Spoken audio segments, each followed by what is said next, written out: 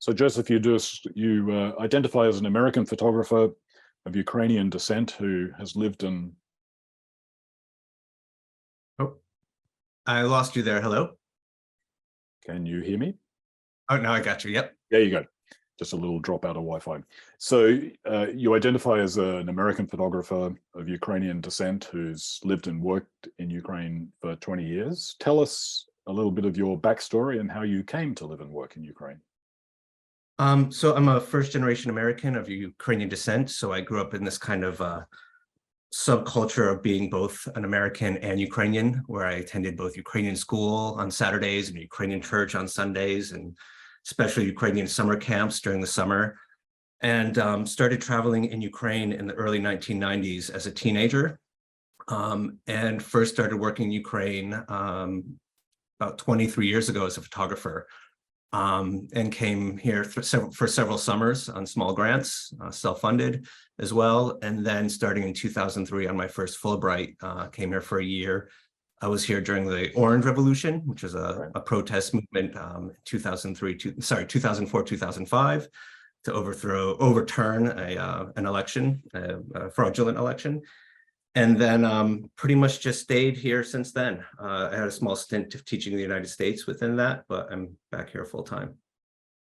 And the project that you're going to initially talk us through was awarded the Aftermath Project grant, and you've had the Eugene Smith grant, extremely prestigious awards and so on. Did you train as a photographer in the US before going to live in Ukraine? What was your background in photography, and what did you specialize in terms of the photography that you did? I did. I studied photography at the School of Visual Arts in New York. Right. There were actually very few documentary photojournalists there. Even though it's an art school, it's primarily fashion photographers. And I decided to stay there because I had a few really fantastic teachers. And when I remember looking at other schools that were more kind of photojournalism based, I remember thinking, that, they were turning out students whose work all looked exactly the same. And I knew if I kind of went to one of these programs, I kind of feared that might happen to me. So I stayed at the art school. And I almost kind of grew backwards as a photographer. I kind of went from a very kind of more fine art documentary background to more of a hard photojournalism background, or kind of moved in that direction, I should say. Right. And what drove you to make that move? What was the thing that attracted you to a harder, more photojournalistic perspective? Working and traveling, working with fantastic journalists, understanding that being an objective journalist is important. There's a time and a place to be subjective as well. And that's my personal work.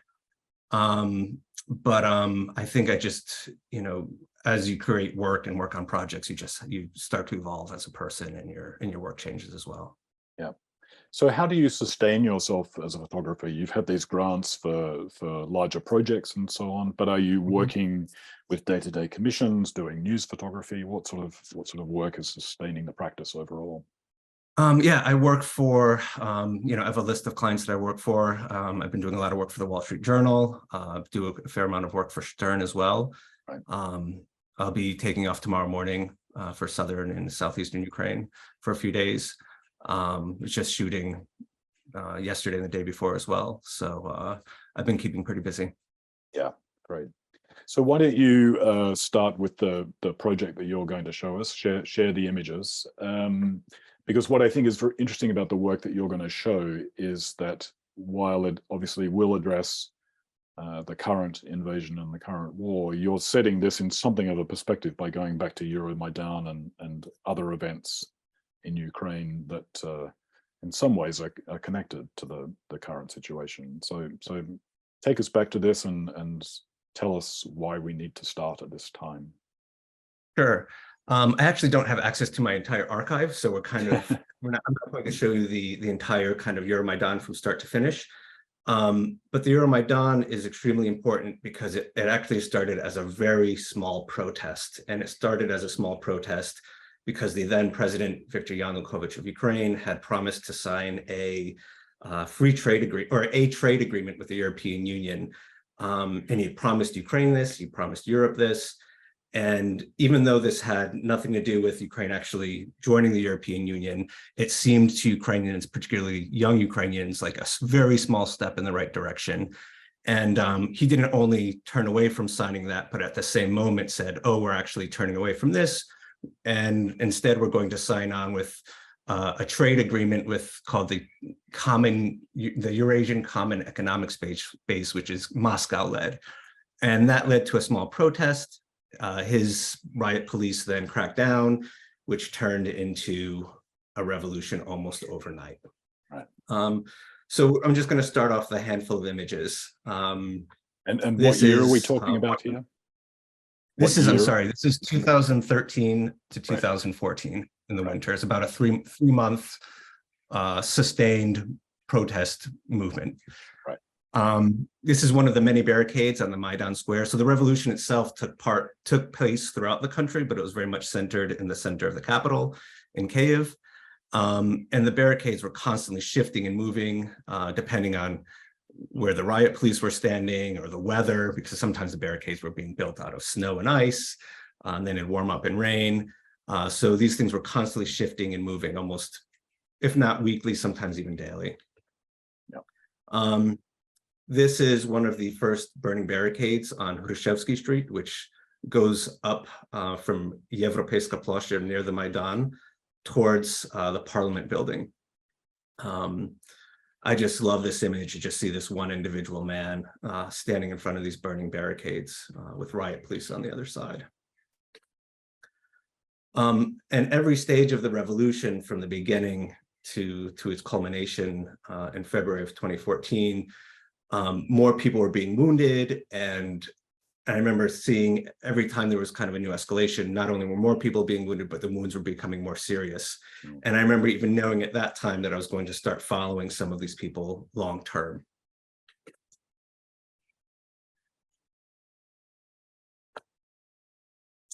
This is kind of a slightly amusing image. We see this woman, she's collecting broken cobblestones out of the ice.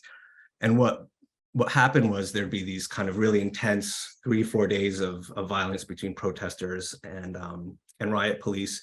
And then there'd be this lull, and there are all these broken cobblestones that were frozen in ice, and protesters were breaking them out of the ice and collecting them to reuse them. Right. And this woman is wearing a cooking pot on her head because the authorities had banned wearing helmets in public. So protesters just started wearing pots and pans on their heads as a way to kind of like thumb their noses at them, like, go ahead and ban this, you know? Right. This whole movement was kind of an indication of Ukraine, or at least a large proportion of the population wanting to take a turn towards Europe, correct? As opposed to towards the former Soviet Union and Russia. Absolutely. It also had a lot to do with an end of corruption and demanding justice. But Europe was seen as kind of like the way forward to getting those things. Yeah, yeah. This is an image I just find really striking. You know, what would happen again in these kind of lulls of violence, people would kind of show up that weren't really taking part in the revolution and take their Instagram photos. And I saw this woman being photographed on a bus sitting behind the wheel of the bus, and I just waited for her to get off, and it's just like black, all dressed in black and kind of looking glamorous and just very out of place. This is the funeral for Mikhail Zhizhnevsky. He's Belarusian. He was the second Euromaidan activist to be killed during the revolution. This is his funeral, and this is in St. Michael's Cathedral in central Kyiv, which has been hundreds of funerals have been held there since. It's kind of upsetting. This is actually one of my favorite pictures of mine from the revolution. There was a lot of talk at the time of masked men and right-wing groups and all this. Take like that the Maidan was all kind of right-wing kind of thing, which is completely false. The revolution was very broad-based. It was, you have people with right-wing views, left-wing views, primarily centrist views, young, old, and I saw this well-dressed man kind of walking through the square with a cane. And I took a knee to take a picture, and he saw me, and he stopped and pulled a sword out of his cane and just stood there. And I was just like, yes, thank you, please, sir. Yeah. This is Alexander Huch. He's a demonstrator who was shot in the leg while rescuing a friend of his on February 20th. I've actually kept in touch with him and just saw him just the other day. Right. Really incredible individual. This is one of the over 100 funerals that were held on the square. There was a lot of violence on the 18th of February and 20th of February, and a lot of people were gunned down by riot police, which led to Viktor Yanukovych fleeing the country eventually, days afterwards, and Russia invading. So, yeah, initially, for some reason, I don't think my mouse is working, but you can see in the south of Ukraine, Sevastopol, Yalta, that's Crimea. Initially, Russia starts their invasion there, and then in Donetsk and Luhansk in the east. Right. But what they did, also, if you look in the north in Kharkiv, down through Dnipro, Kryvyi Rih to Odessa, they try to foment these kind of anti-Euromaidan kind of protests, which really fizzled out quite fast. The only places they stuck were in Crimea, Luhansk, and Donetsk. And so now we're getting into the Wounds Project. This is Volodymyr Honcharovsky. He's someone that I met initially in 2014. He had been shot 3 times by security forces during the Euromaidan on February 20th while he was rushing forward to rescue people who had been shot. Here he's being prepped for an X-ray. So just tell us a little bit about the Wounds Project itself. It's obviously to do with the people who were injured or victims of the revolution and so on. What was your purpose in focusing on that issue and those people? What did you want to achieve, and how did you go about that? There are several key issues. Initially, I remember thinking very seriously or very intensely about who my audience for this project would be in 2014 and 15, and I decided that it was actually going to be in Ukraine primarily, right. Because I thought it was really important that Ukrainians understand what was happening in their own country. The war became very quickly localized to parts of the Donbass, and as much as I hate to admit it, a lot of Ukrainians kind of moved on fairly quickly, and everyone knew the war was happening. Within my circle of friends and colleagues, we all knew people who were fighting or were going to the east to cover it. And I have friends who'd lost their homes and their limbs and their lives. But it felt like it was really important for Ukrainians to understand really kind of what was happening. And what I was doing is I was working on this project and organizing exhibitions in cities large and small, sometimes in museums and galleries, other times just in university hallways, libraries, in cities large and small. So really taking the images and the project right deep into the community. Yep. I was working also with an organization called ATO Heroes. So initially, Ukraine was calling it an anti-terrorist operation, ATO. So I was working with an organization that was helping to raise funds for these individuals who had been wounded as well. Right. So, it took on a bit of an activist role as well. Right. So that's kind of where that was the main impetus in the beginning. Right. So back to Volodymyr. Here he is with his wife at the time. You can see he's in a wheelchair. His legs are atrophied. He's at home. Right. This is after the christening of his son. So after he was wounded and shot, within several days or weeks, he found out that his wife is pregnant. And this is after after his son was born, and they had the christening. And an issue in Ukraine is, and this is a real holdover from the Soviet era, is that wheelchair access is not something that exists almost anywhere. That's started to change after 2015, and I think it's going to really start to change after 2022. But you can see on the far right of the image, this kind of like metal railings that kind of go up the stairs. Those are ostensibly there for people in a wheelchair to get up and down, or for someone with a baby stroller to get up and down. But I can assure you, it is absolutely impossible to do. It is far too steep. It is slippery. The wheels don't fit inside. It is just, it doesn't work. It's just there to kind of fill like a legal kind of like, oh, we filled our role. We did our legal obligation. So he has to be. Yeah, sorry, go on. So he has to be carried up and down the stairs. Yeah. As you say, this is going to be something that's even more important because of this current war and the consequences of this war. I mean, the number of people who are injured, who are maimed, who are paralyzed, losing limbs and so on is increasing dramatically, right? So this is something that has increased dramatically. It's much larger. Ukrainian society is going to have to adapt to this pretty quickly. Yep. And I believe they will, to be honest. So a common theme that you see in a lot of individuals who've been wounded is nerve damage, and Volodymyr is no different. So and to this day, he has these severe issues with pain, and so his body tenses up and he just can't control himself.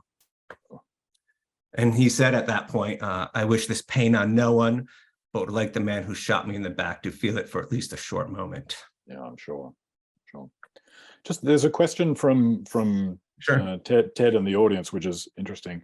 Thinking about the riot police who were trying to suppress the revolution in Maidan Square and so on, probably you have to speculate, but are the individuals who were part of the riot police and the security forces in 2014, where do you think they are now? Are they, as it were, still part of the Ukrainian security forces and fighting Russians, or might they have gone to the east and fought on behalf of Russians? It's all over the place. Some actually fled to Moscow. Right. Some joined, these so-called separatists. The majority actually, as far as I know, kind of were reincorporated into other police forces or the military.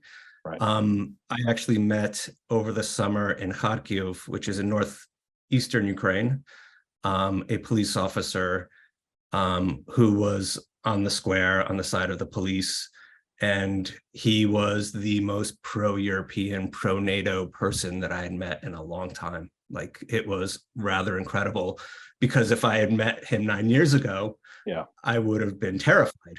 And we probably, not that I was active in the revolution, but I was documenting it,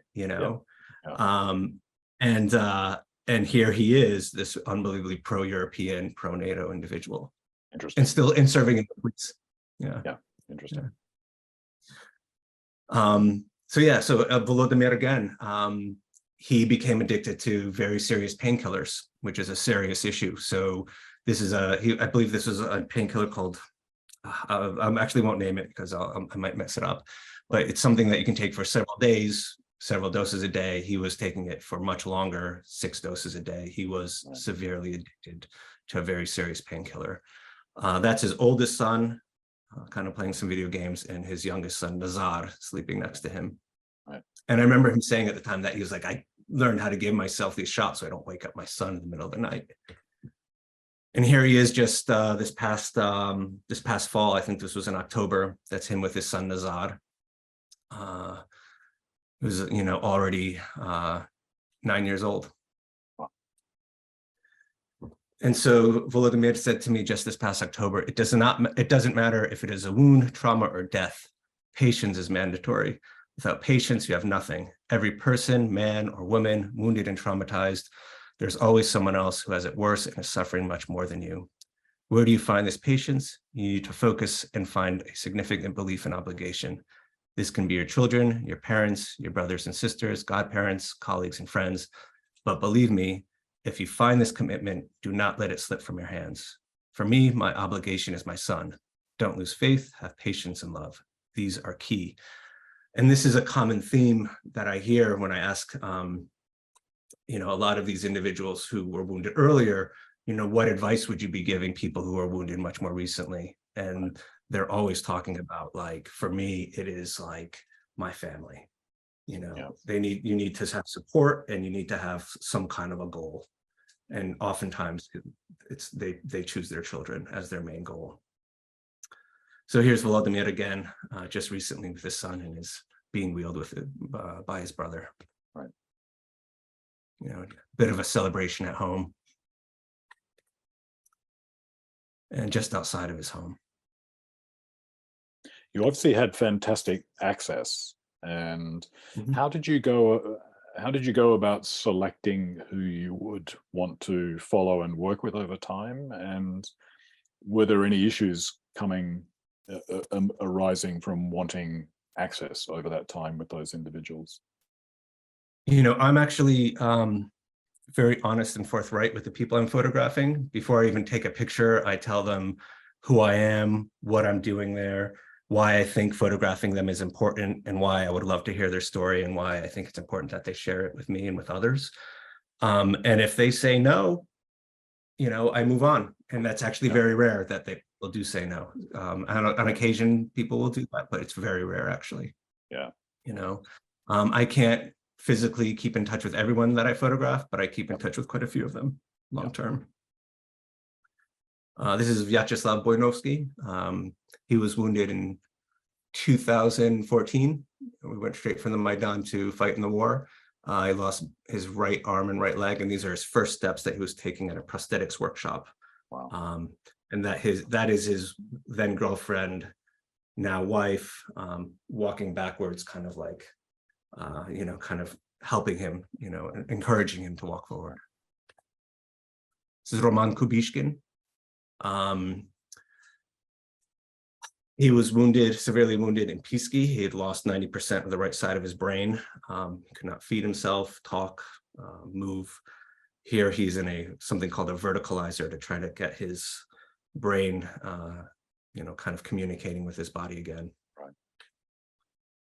Right. He actually passed away from COVID in 2021. I kept in touch with his mother over the years. Wow.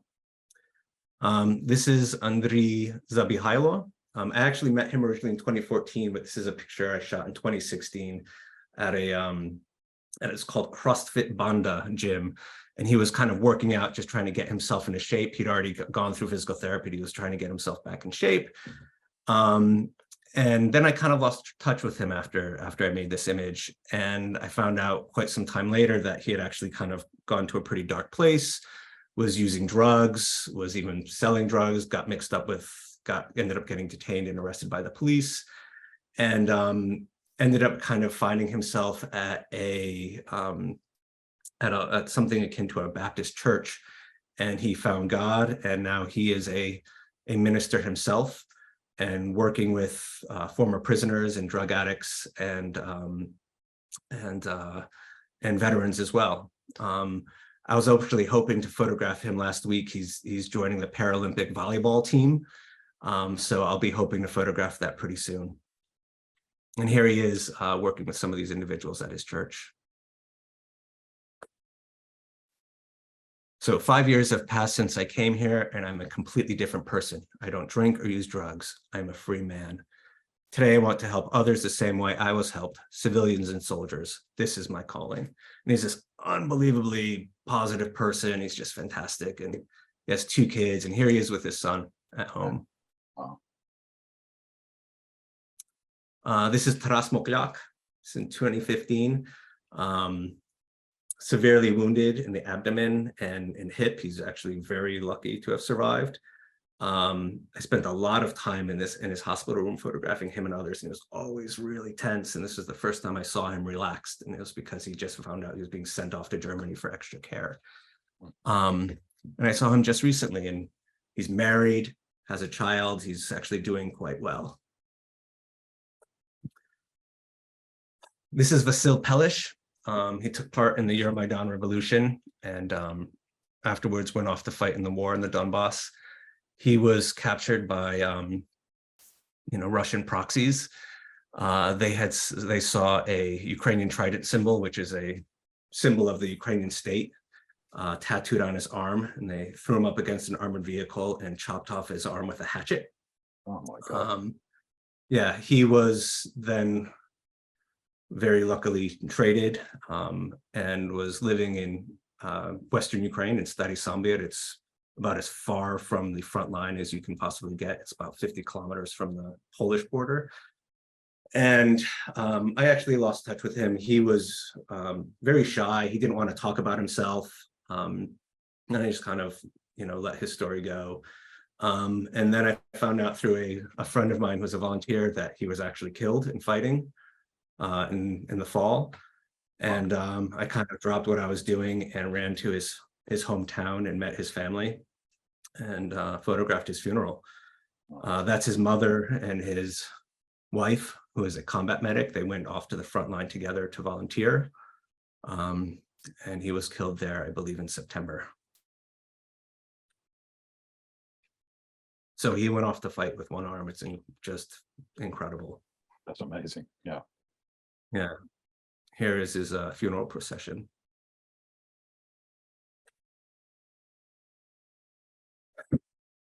This is Volodymyr Kowalski on the right. He's an engineer from Kherson. His pregnant wife on the side. This is in 2016. He had been severely wounded and lost both legs below the knee. His wife was 9 months pregnant at the time, and he's visiting her outside the maternity hospital.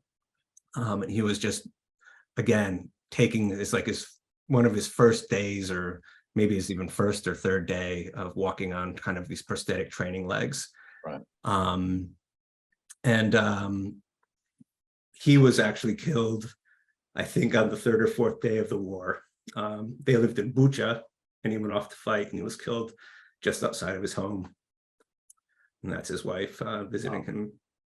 It's remarkable that people who are wounded in one situation have gone to the front line despite those wounds. It is, and it says an incredible amount about them as individuals and about, I think, Ukrainians as a whole.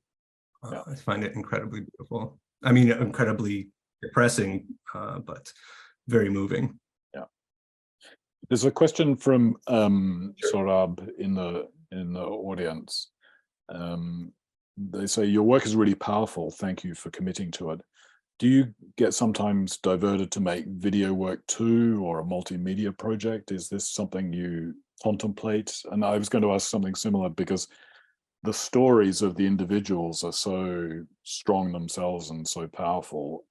Are you telling those stories through captions or through audio or other forms? Primarily through photographs and detailed captions. Yeah. There was a time where I was playing with 360 video and kind of VR and working on this project, Wounds, through that. I did kind of 3 documentaries.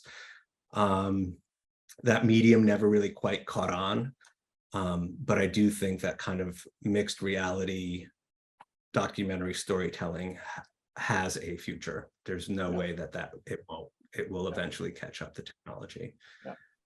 So I do shoot video from time to time on commission, just not for this project. Right. Not as often. Excuse me, not that often.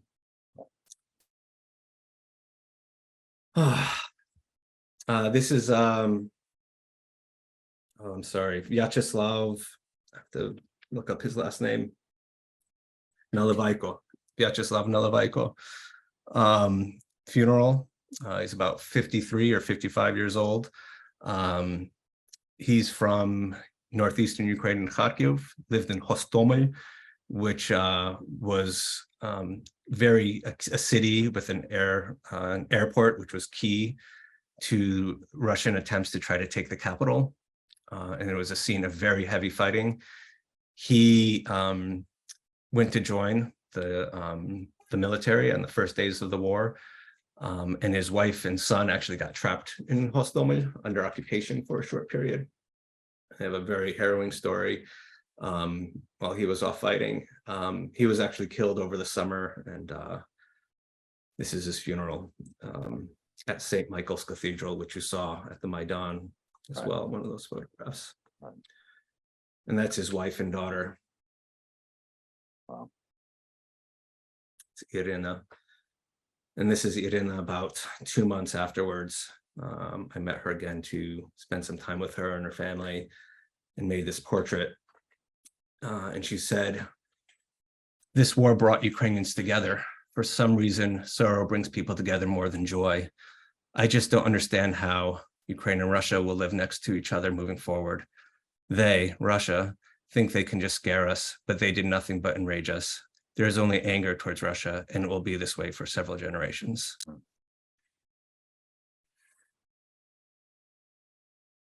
This is Pavlo on the far right. He's a major in the Ukrainian military.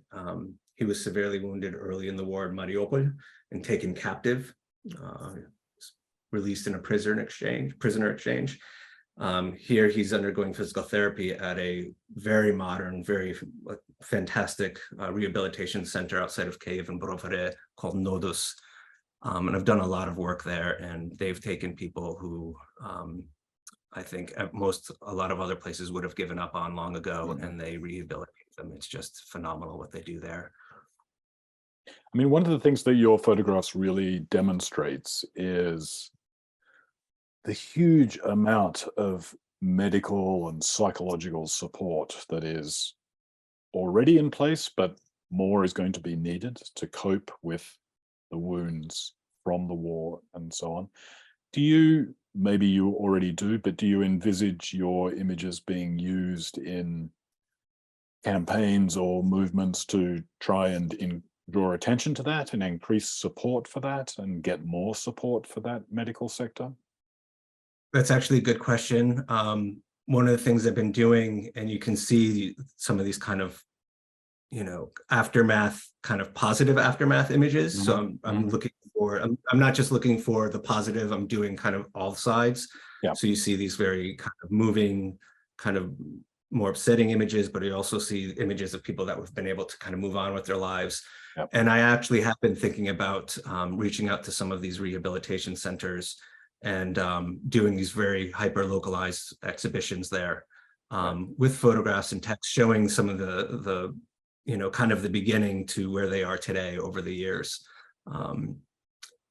So yeah, I have been thinking about that. Yeah, and you mentioned earlier that people, by and large, respond really well to your request to document them over a period of time, and they want their story told and so on. When they see their photographs in a small exhibition, wherever that is or whatever, how do they react to that? How do they react to the public display of the images? There was in 2016 at an exhibition in the Capitol, and one of the city's main museums, and a soldier had come with his wife, after the opening, and he had actually been blinded, so he couldn't actually look at the pictures. And they walked around together, and she described the pictures to him and read the captions. And I watched kind of from a distance as they were walking around from picture to picture. And when they got to his, I remember getting unbelievably nervous in a way that I was not expecting to. I probably broke out in a cold sweat. And then I saw him kind of nod and smile, and I was just like, yes, like I'm okay. Yeah. So I think, again, like, these people, they know what they've lived through. I'm not there to make them look good or bad. I'm just there to document what they're going through. They know this better than I do. Yeah. So, in the process of photographing, or in afterwards when people are looking at the photographs, have you ever experienced a negative reaction? Someone was asking this question from someone who might have started out being willing to be documented, but then suddenly changed their mind and went negative, or someone who saw an image and had a negative reaction. Have you ever had that, and how might you've responded? No. I've lost touch with people over time, but I've never had like a negative experience where someone was like, where they said, take down my image, or I don't approve of this, or anything like that. or I'm unhappy with something. I've never had that experience. Yeah. Interesting. Yeah. So move forward. Again, this is at that same center in Brovary. This is it's called mirror therapy. So this is something that's done with a lot of people who've had like arm amputations, and what they do is, this is a way that you have a mirror and they do these movements to try to like trick the brain in a way, to think that these movements are being done to kind of get rid of this like ghost pain.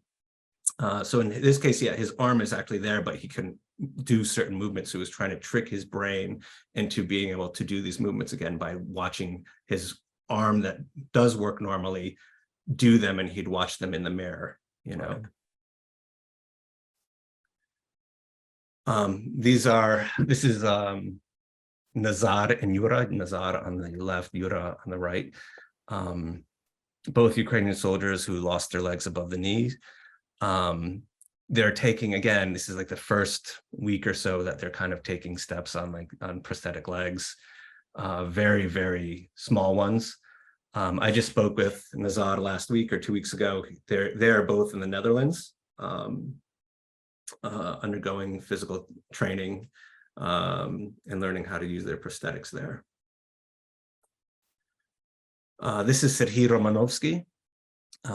He has a very high leg amputation, took place in 2014, still serves in the military. He's a major, which I find fascinating. He trains officers. And here he is working out. He's like unbelievably fit individual. And if you saw him walking and he was wearing pants, you'd have no idea that he had a prosthetic leg. And here he is at home, you know, with his wife. And this is actually one of my favorite new pictures because it's kind of very unexpected. And, you know, it's like kind of this reverse of roles, and he's still in camouflage, you know, and he's just doing something very domestic in a very nice kitchen, you know. Yes, yes. So very hard transition here. This is Artur Haltsov. This is in 2015. You had mentioned, you know, some of these soldiers having PTSD and their mental health issues. He had witnessed a friend of his be killed in front of his eyes in 2015, and he was in hospital and basically tried to commit suicide by jumping out of a window. And it was an unsuccessful attempt, and he ended up with a traumatic brain injury. And here he's being fed through a tube that was leading into his nose. He was in very, very bad shape. You know, here he is actually this past fall, working in his yard, kind of raking. He can actually, when I first met him, he could not do anything. He was immobile, he could not communicate, he could not feed himself. And here he can actually get around in a wheelchair, he can rake his yard, he can feed himself. He can't live independently, but he can do a lot of things on his own. So he has like a full-time caretaker that helps take care of him. I love this portrait. It's him and his caretaker. Yeah.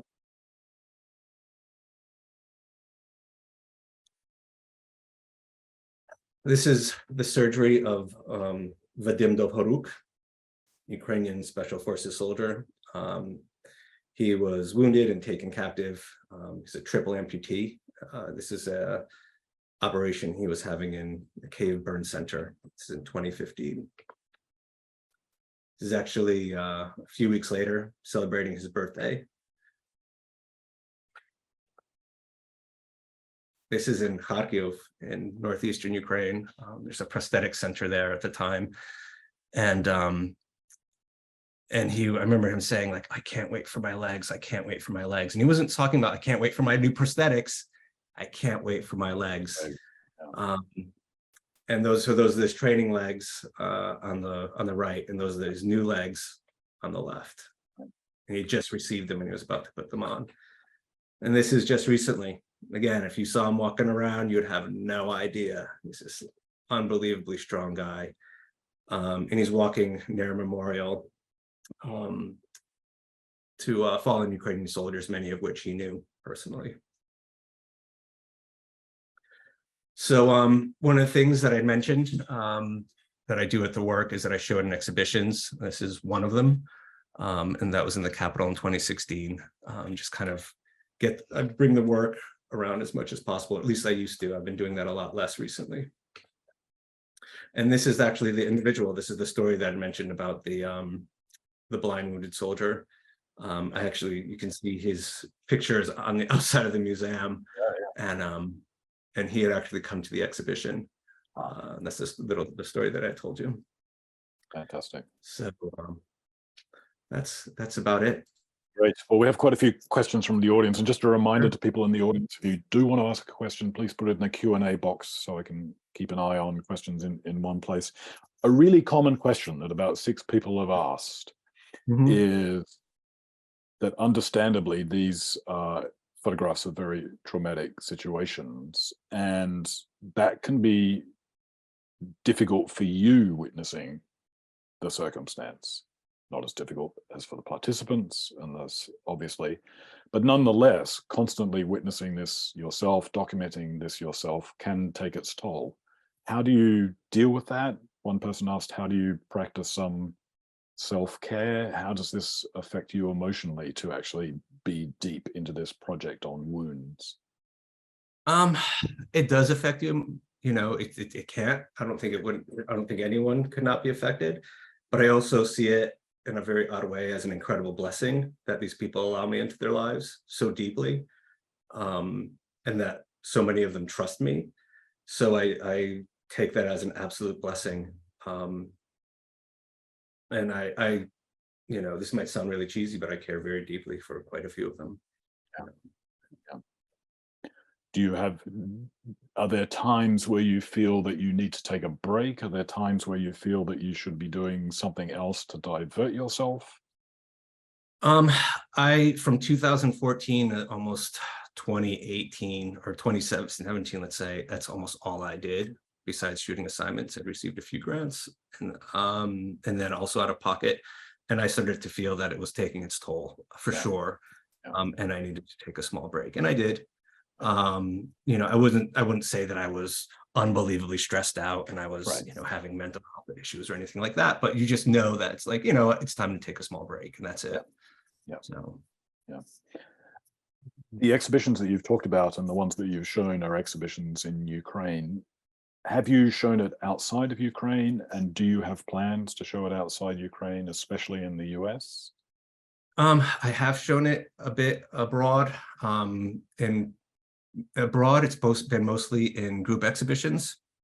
There's a book called Raw that was published primarily, included almost exclusively Ukrainian photographers. I believe myself and another American were the only foreigners involved. That toured around and showed in the US. I'm sorry, I'm just trying to think. It's been around quite a bit.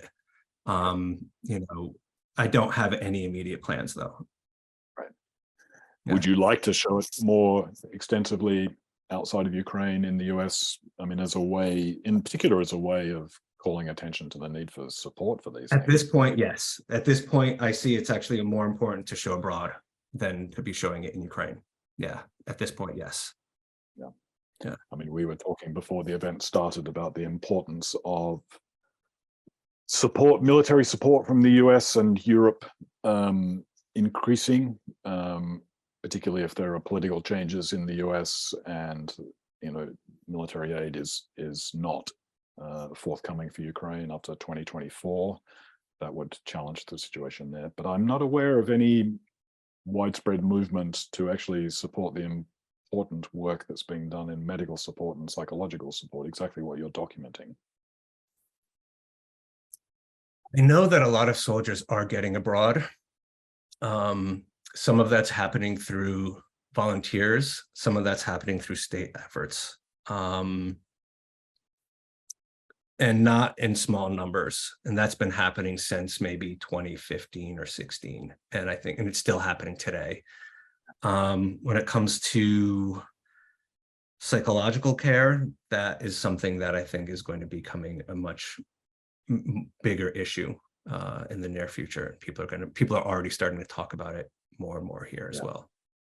Yeah. And in terms of disseminating the work and so on, are you thinking of, we talked a little bit about whether there might be audio, there might be video, multimedia and so on. You're using exhibitions, it's being published in media.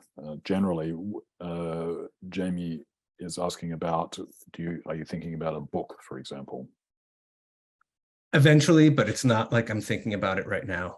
Right now I'm just concentrating on producing work and doing that. Eventually it will become a book. I could see that happening, but it's not like I see that on the horizon in the very near future, but eventually, yeah. Difficult question from Ted. It's the impossible question for all photographers in this circumstance, really. Is the relationship between the work you do and change that it might bring about. When you're documenting this sort of work, are you thinking about whether or not it could lead to change in either individual circumstances or some form of social circumstance?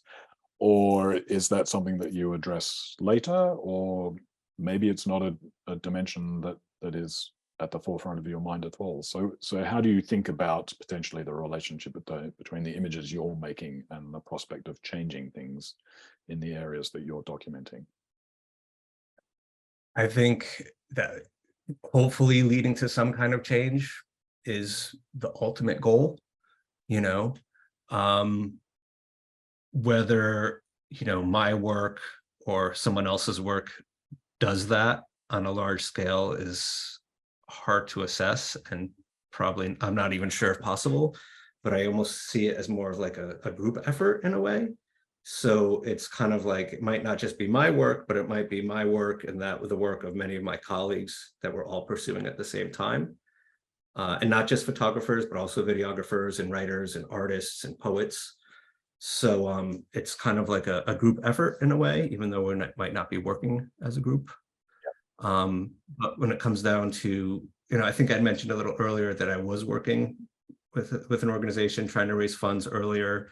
I haven't done that so much this time, partially because I've been incredibly busy. But that's something that will probably change in the near future, to be honest. There's a question, there's a question from Vicente asking about fixer and translator. Now, you don't need a translator because you're of Ukrainian background and speak fluent Ukrainian anyway. Small question about language. I mean, are you in situations where you need to speak Russian as well as Ukrainian? And what's the politics of language in those circumstances about the choice of language? To be honest, most Ukrainians are bilingual, both Ukrainian and Russian. Since Russia's since 2014, more and more Ukrainians were making the choice to speak Ukrainian, which had been the general trend before. It just picked up. After 2022, it went into even more of a hyperdrive. So people have made a political choice or a linguistic choice to speak Ukrainian much more often, even if they were Russian speakers before, or if they're bilingual, they're choosing to speak Ukrainian more often, regardless.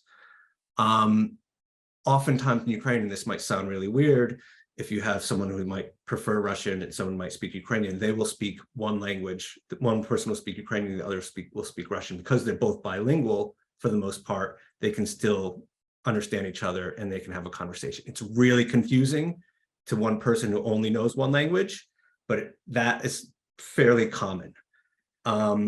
But again, I've never run into an issue here when it comes to like the politics of language. The politics of language here has been completely overblown. Russian speakers have never been oppressed here. That's complete garbage. And when it comes to when it comes to speaking Ukrainian and needing a fixer, like I don't use a fixer. I speak Ukrainian fluently, not perfectly, but quite fluently. And that helps immensely because A, I don't have to pay someone. B, I'm working independently. The people that I'm photographing see that I know what I'm talking about. I'm speaking a language that they know. I know Ukrainian history, culture, contemporary events, and that comes through right away. And I think that helps with access, to be honest. Yes. Are some people surprised? I mean, if they hear you speak English and they hear an American accent, are they then surprised when you break into almost perfect Ukrainian and say that you've been there for 20 years? Yeah. Actually, they generally are surprised. It's not perfect Ukrainian, but it's quite good. It's accented. Sometimes they'll more often think I'm Canadian than American for some reason. Yeah, I think people really appreciate it, actually, especially today. And especially if they've met foreigners in the past, because most foreigners would speak Russian. Right. But here they're meeting someone who speaks Ukrainian who's also a foreigner. But I'm not just a foreigner, I also identify as Ukrainian. I'm equally both. And I don't just say that, I feel that way, and I felt that way for decades, and I express that as well. And I think that's authentic, and people can feel that. You talked a little bit earlier about also going to the front line, or at least to places closer to the front line, like Kharkiv during an earlier period.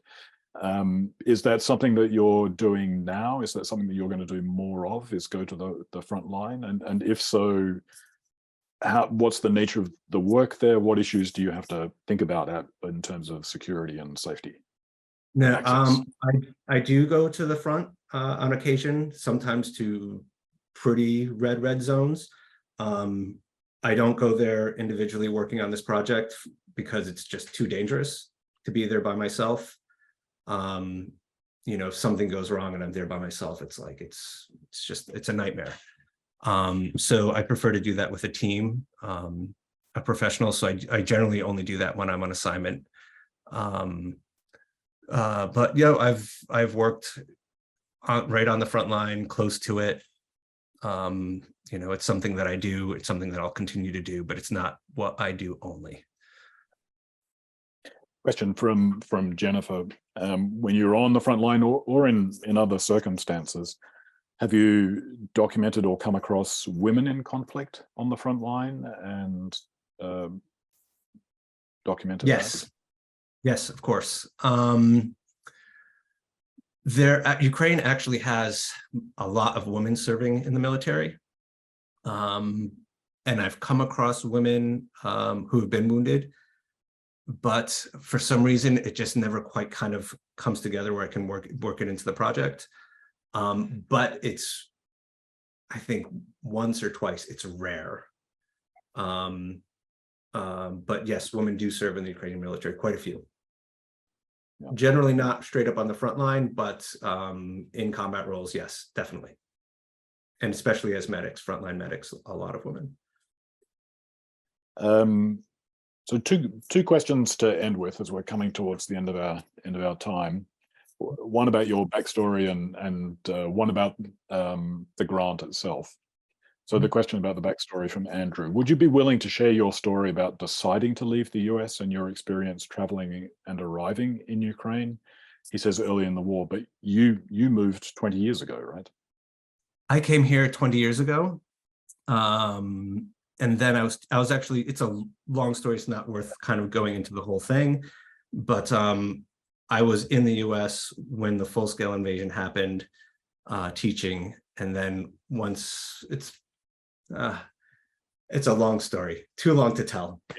Yeah. So in essence, you moved 20 years ago, but you've also moved backwards and forwards, and then you only once. I was in the States for about 2.5 years. Right. Yeah. And the question about the grant, either the Aftermath grant or the Eugene Smith and so on, someone was asking, would you talk a little bit about applying for grants and the process? How much did you do beforehand I think thinking through the project, researching the project and so on in applying for this? And how would you advise people to go about preparing a successful grant application? I think the first thing you have to do is have a project that you work on that you care about. Don't pick a topic because it's the hot topic. Don't pick a topic because you think it's going to help you win a grant. Pick a theme that you care about and that you'll dedicate yourself to over a long period of time, regardless of grant. So that's number one. Number two is when you're ready to apply for the grant, the images should be ready. And you should probably start concentrating on the writing. Writing is just as important as the images. You know, what I tend to do is I kind of block off a fair amount of time just to concentrate on writing before any grant. So I've applied for a number of grants. I already have kind of, you know, my application done. But what I do is every time that I have a new big grant coming up is I kind of start from scratch, rewrite everything, and then kind of take what I've done in the past, what I've kind of have that's fresh, and almost kind of merge them together and come up with something quite new. So I think you have to be very true to yourself, photograph something that you care about, and do that first.